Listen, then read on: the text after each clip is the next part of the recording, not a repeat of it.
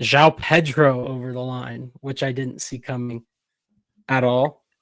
Yeah, that it got briefed in May that we were not targeting him. It came from Ben Jacobs. He's been on it. He's been good. He has been on it. So the story is that the conversation came up again after this, like during the tournament, and his name came back up. I've been really loud and clear. I really wanted Morgan Rogers. Villa don't have PSR problems. They pulled a Chelsea. They sold the women's team to themselves. They're good.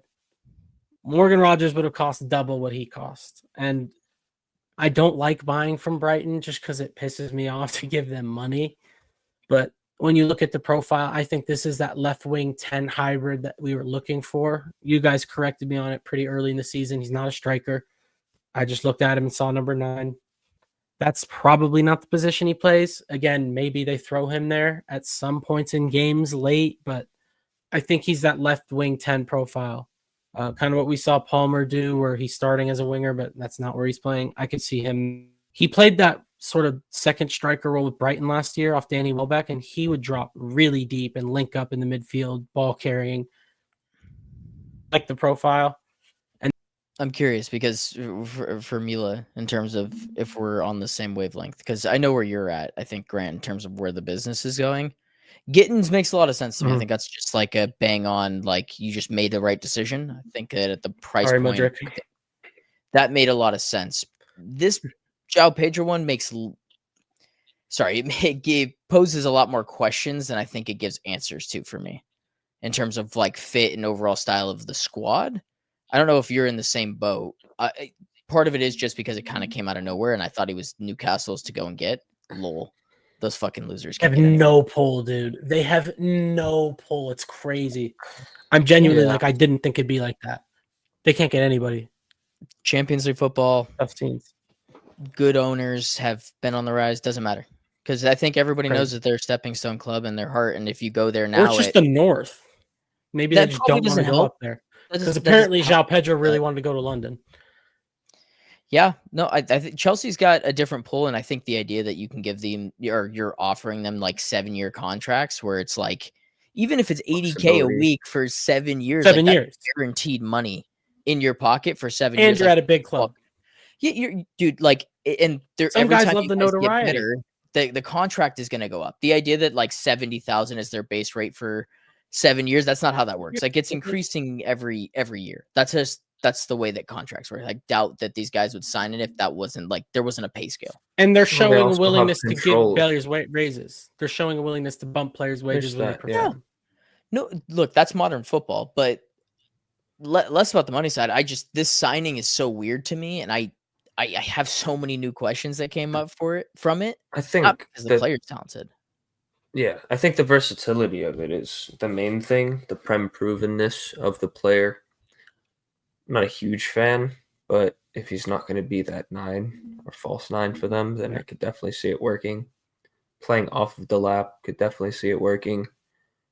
In terms of the signing, I think it's a good signing. In terms of the overall squad makeup, I don't get it when you've spent money and on that position already on young guys to then go and get the prem proven guy later. Yeah, is it just Chelsea stockpiling? Could be, but it's just bad foresight. So that's a good point. I guess in my eyes, it would be the other way around. To spend a bunch of money on the young guy and then last second kind of go in for João Pedro. Could it have right as the young guys arising? Yeah, it could have just came in front of your guys' faces and then you leapt on it. But I don't get it in the squad makeup, and especially if you're saying that there's rumors of them wanting to bring in another forward after Madueke, like that's why. No, Madueke would have to go. We'd have to lose somebody. I think. No, I know. Even if you lose him, bringing in another one is kind of crazy. Especially when Esteval's coming in, Quenda the next year. It's a lot. I don't get it, but it's a lot. This is such a weird signing in terms of like you're already like Maresca is already showing that he's willing to move Palmer around for the system, which I don't really love because I think Palmer's your best player, and I think you build a system around a player like that. He played in the middle. But he's moved out on the right. He's moved out on the left. Like Palmer's the guy that's moving. he ends up in the middle, but they're changing the system not for Palmer, but they're changing it around Palmer. Argument. And João Pedro is a player that does similar things to Palmer. He does similar things to Enzo, and he does similar things to Santos. And I thought that the trio of them kind of going in a circle made a lot of sense to me. Palmer, Santos, and Enzo made a lot of sense. When we were talking a couple weeks ago about like, why is Santos there if you're gonna, and it was already a bloated squad. For my idea of Santos, you just had a press conference where Enzo or Maresca was like, he is more like Enzo than he is like Caicedo and Lavia. Yeah. So you've got like, yeah. So in João Pedro, like for Brighton, he dropped into the midfield all the time. So yeah, I'm just like losing the plot. It's a great market opportunity, and that's I think why you guys did the signing. I just don't know where the minutes are for a ton of these guys, and I just don't know if João Pedro's worth minutes off the left. But is it like? Yeah, I think when I wanted Rodgers, I think the other guys you can throw into that conversation, mold of players, Simons from Leipzig, Kudus, those sort of wing fielders that we talk about. Mind you, he's played up top. I think he's less. I didn't see him coming, but I think that's the player that they're signing. I think he's going to be playing off the left.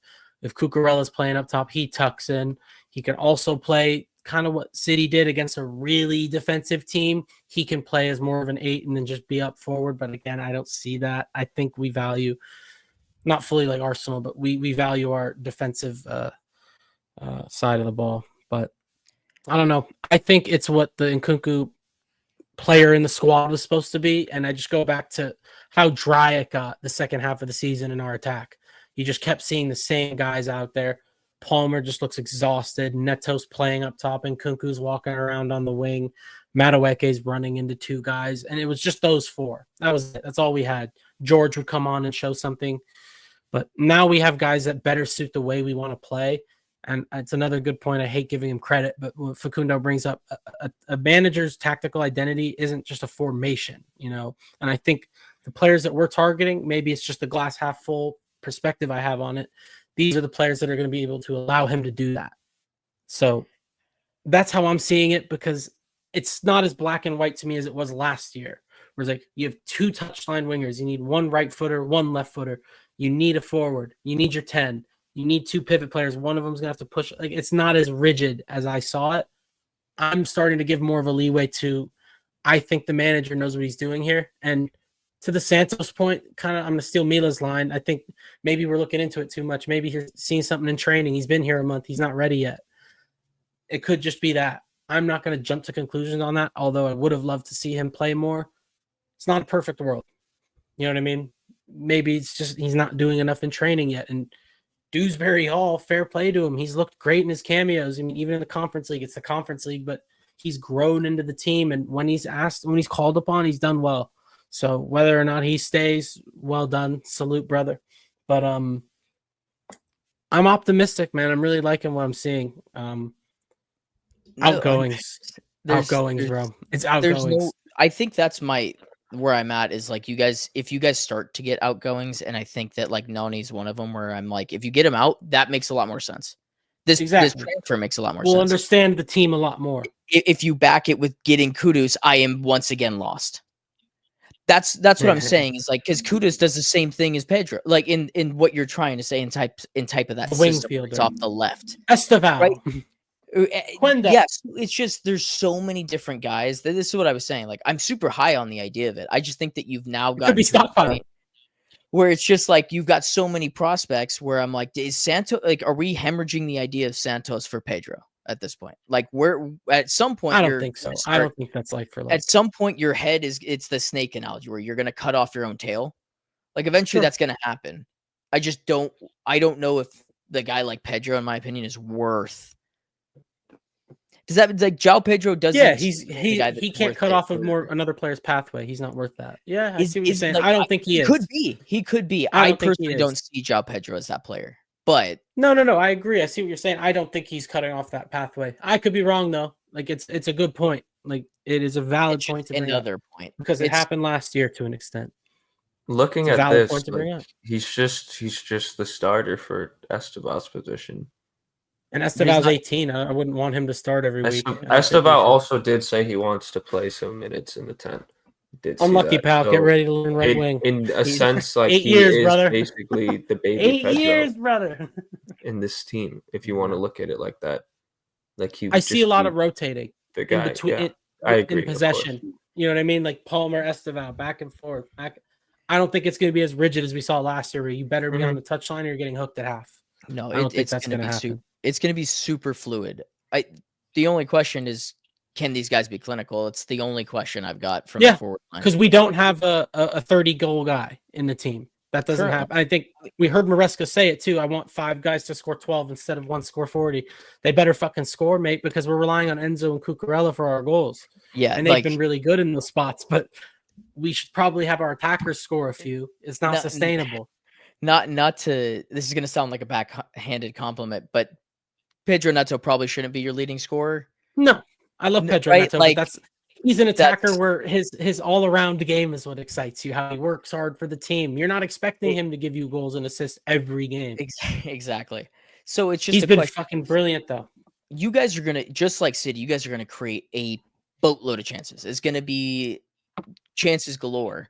It's just the question of, can you finish off the chances and kill games?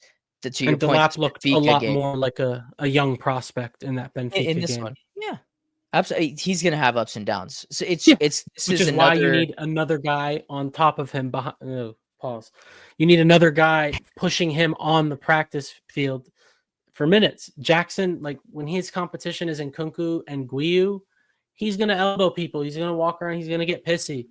Both of these guys competing with each other, they're going to be on their A games in my eyes. So I think that helps the both of them. But no, there are a lot of questions still. I feel you on it, but I'm optimistic, man. I'm liking what I'm seeing with these guys.